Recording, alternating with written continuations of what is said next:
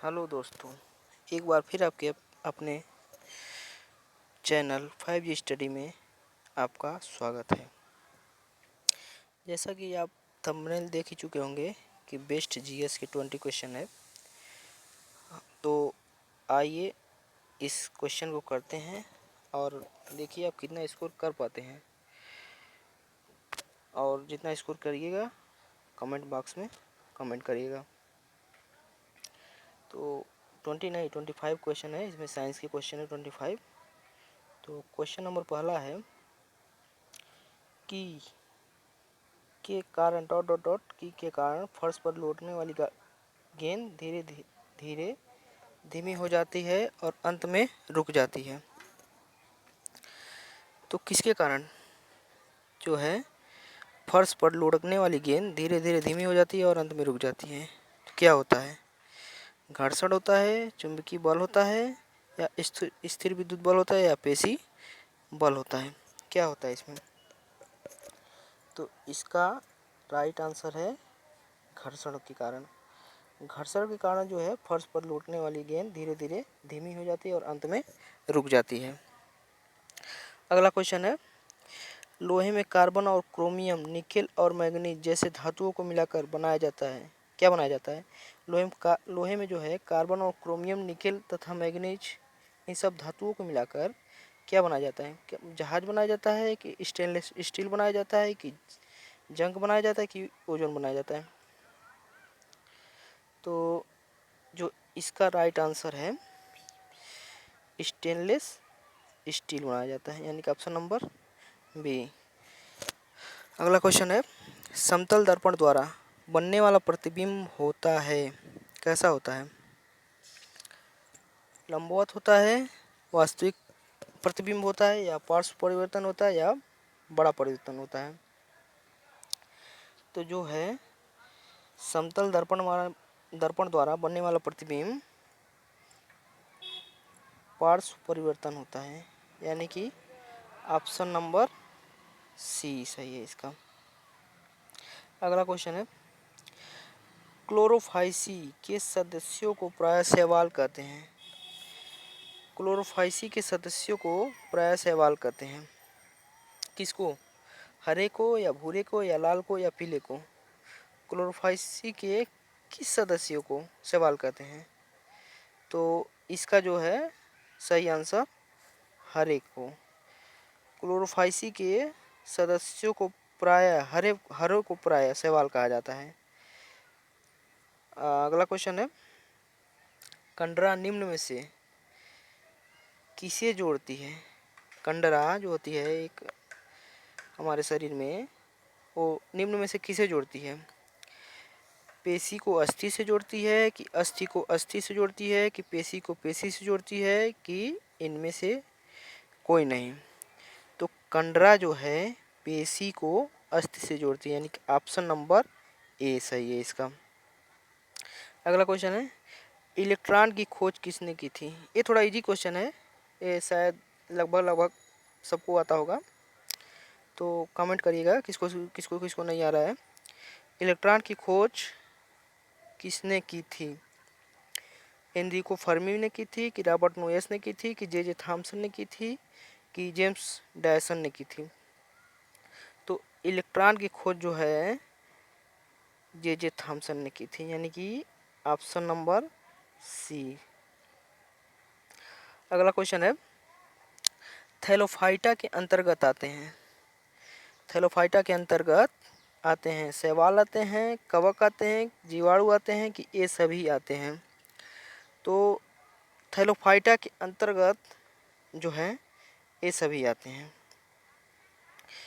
देखिए दोस्तों, जहाँ ये सभी मिले, जहाँ ऑप्शन में ए सभी लिखा हुआ मिले, तो लगभग 80% लगभग 80% जो है ये सभी सही होता है।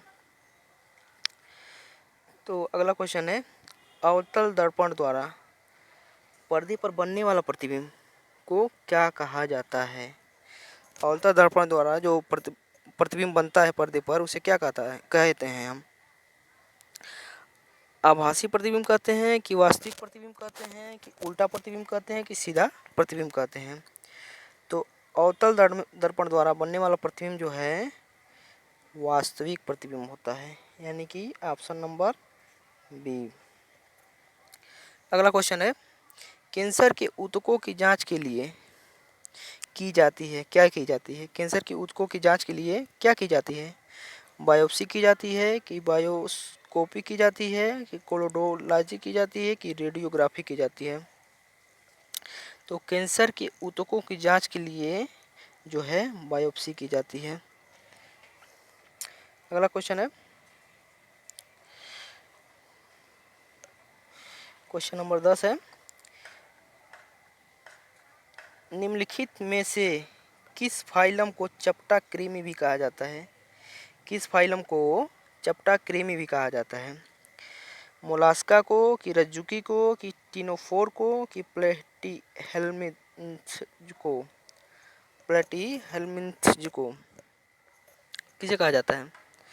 तो जो है ऑप्शन नंबर डी, यानी कि प्लेटीहेल्मिन्थ्स को कहा जाता है।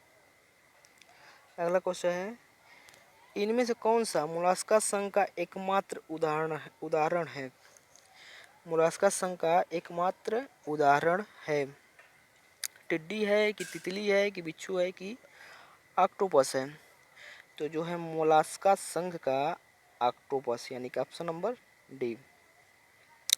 स्क्लेरेकाइमी कोशिका के बने होते हैं। स्क्लेरेकाइमी कोशिका के बने होते हैं। ये प्रायः प्राथमिक फ्लोएम में नहीं पाए जाते हैं, लेकिन ये द्वितीयक फ्लोएम में रहते हैं। तो कौन इसमें से कौन सा सही है? जाइलम तंतु या जाइलम पैरेन्काइमा या फ्लोएम पैरेन्काइमा या फ्लोएम तंतु, कौन सा इसमें सही है? तो क्वेश्चन नंबर 12 का जो है फ्लोएम तंतु सही है।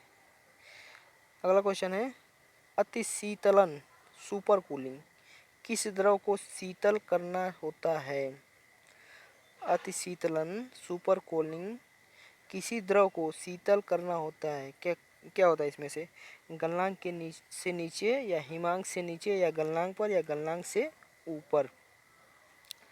तो जो है अति शीतलन कहलाता है हिमांक से नीचे। किसी द्रव को हिमांक से नीचे शीतल कर देना अति शीतलन कहलाता है। क्वेश्चन नंबर 14 है, निम्नलिखित में से किस किस खेल में खिलाड़ियों के पास पास्कल के नियम का ज्ञान होना आवश्यक है? किस खेल में पास्कल का नियम के ज्ञान होना आवश्यक है? किसमें? चढ़ाई में कि पैराग्लाइडिंग में कि राफ्टिंग में कि स्कूबा डाइविंग में? किस में जरूरत है? तो क्वेश्चन नंबर जो है 14 का है स्कूबा डाइविंग, यानी कि ऑप्शन नंबर इसका डी सही है। अगला क्वेश्चन है, निम्नलिखित में से किसे अजीर्ण के इलाज के लिए उपयोग किया जाता है? किसे अजीर्ण के इलाज के लिए उपयोग किया जाता है? एंटासिड को, एंटीसेप्टिक को कि एनाल्जेसिक को कि एंटीबायोटिक को? तो जो है इसमें से एंटासिड को अजीर्ण के इलाज के लिए उपयोग किया जाता है। अगला क्वेश्चन है, मिनीमाता रोग एक तंत्रिका विकार है जो से ग्रसित मछली के सेवन से होता है।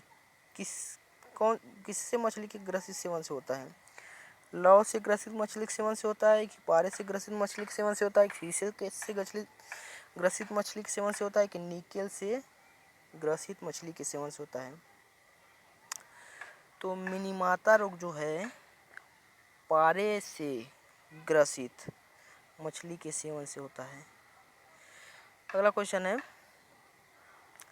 आरएनए का पूर्ण रूप है। आरएनए का पूर्ण रूप क्या है?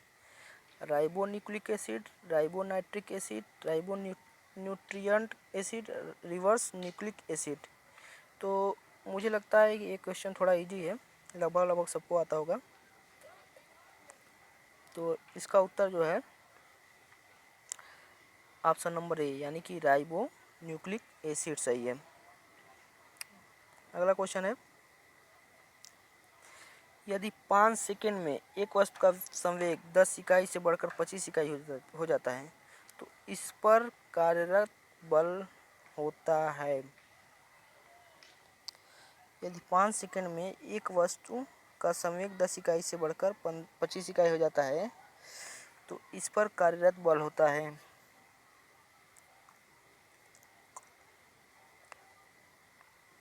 तो इस पर क्या कार्यरत बल कितना लगेगा? तो इस पर कार्यरत बल जो है 3 इकाई लगेगा। देखिए दोस्तों, अगर आपको साइंस के सवाल नहीं आते हैं तो कमेंट करिएगा, मैं अच्छे अच्छे साइंस के सवालों पर भी एक वीडियो बना दूंगा, 1-2 वीडियो जितना हो पाएगा बना दूंगा। अगला क्वेश्चन है, CaOCl2 का सामान्य नाम क्या है? CaOCl2 का सामान्य नाम क्या है? CaOCl2 का सामान्य नाम यानी बेकिंग पाउडर है कि बेकिंग सोडा है कि ब्लीचिंग पाउडर है कि धोने का सोडा है? तो CaOCl2 ब्लीचिंग पाउडर को कहते हैं। अगला क्वेश्चन है, कौन सी घटना प्रकाश की कण प्रकृति को दिखाती है? कौन सी घटना प्रकाश की कण प्रकृति को दिखाती है? तो जो है प्रकाश का विद्युतीय प्रभाव, यानी कि ऑप्शन नंबर सी प्रकाश की कण प्रकृति को दिखाती है। अगला क्वेश्चन है, निम्नलिखित में से कौन सी बीमारी मादा एनाफिलीज मच्छर के कारण होता है? यानी कि मादा एनाफिलीज मच्छर अगर काट ले तो कौन सी बीमारी होगी? चेचक होगा कि मलेरिया होगा कि क्षय रोग होगा कि हैजा होगा? तो मादा एनाफिलीज मच्छर के काटने से जो है मलेरिया होता है। अगला क्वेश्चन है, पौधे का कौन सा भाग केसर देता है? इम्पोर्टेंट क्वेश्चन है, लगभग कई परीक्षाओं में भी पूछ चुका है क्वेश्चन। तो पौधे का कौन सा भाग केसर देता है? तो 22 नंबर क्वेश्चन का दोस्तों उत्तर है, पौधे का कौन सा भाग केसर देता है? तो पौधे का रंध्र स्टिग्मा यानी कि ऑप्शन नंबर डी केसर देता है। अगला क्वेश्चन है, निम्नलिखित में से कौन पौधों की जड़ों से उसकी पत्तियां तक जल पहुंचाता है? पौधों की जड़ों से उसकी पत्तियों तक जल कौन पहुंचाता है? दारू जाइलम पहुंचाता है, जैसे देखिए दारू को जाइलम भी कहते हैं। और अगला क्वेश्चन है, वल्कल फ्लोएम या दारू जाइलम तथा वल्कल फ्लोएम दोनों या तने अथवा जड़ का आवरण पौधे की जड़ों से उसकी पत्तियों तक जल कौन पहुंचाता है? तो पौधे की जड़ों से पत्तियों तक जल जो है दारू जाइलम यानी कि ऑप्शन नंबर ए पहुंचाता है। पौधे की जड़ों से पत्तियों तक जल दारू जाइलम पहुंचाता है। निम्नलिखित में से कौन एक सदिश मात्रा नहीं है? सदिश मात्रा, क्वेश्चन नंबर 24 है, कौन एक सदिश मात्रा नहीं है? आवेग सदिश है कि अदिश है? विस्थापन सदिश है कि अदिश है? बलाघूर्ण या टार्क सदिश है या अदिश है? या गति सदिश है या अदिश है?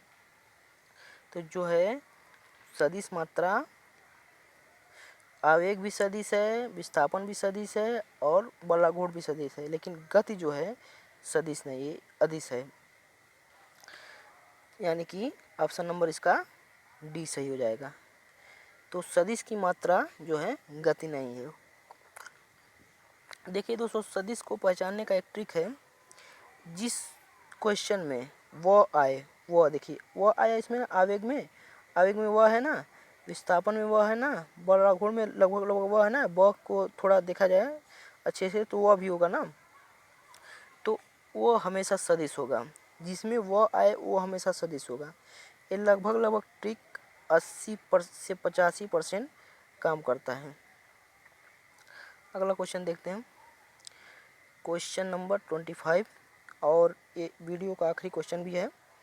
निम्नलिखित में से कौन सी धातु अपने चिन्ह से दर्शाया गया, मैंने जो धातु होता है अपने चिन्ह से दर्शाया गया है, इसमें जो क्वेश्चन में पूछा गया है, का सामान्यतः बल्ब का तंतु या फिलामेंट बनाने में उपयोग किया जाता है। तो उस धातु का पूरा नाम नहीं दिया गया है इसमें, सिर्फ उसके चिन्ह से दर्शाया गया है। तो वो कौन सी धातु है जो बल्ब का तंतु या फिलामेंट बनाने में उपयोग होता है। बल्ब के तंतु या फिलामेंट बनाने में कौन उपयोग होता है? तो बल्ब के तंतु या फिलामेंट बनाने में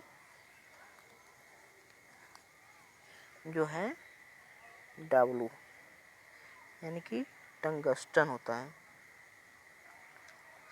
तो ये थे आज के टॉप 25 क्वेश्चन। आपको क्वेश्चन कैसा लगा कमेंट करिएगा और मेरे वीडियो का लाइक भी करिएगा। मिलते हैं अगले क्वेश्चन में, तब तक के लिए बाय।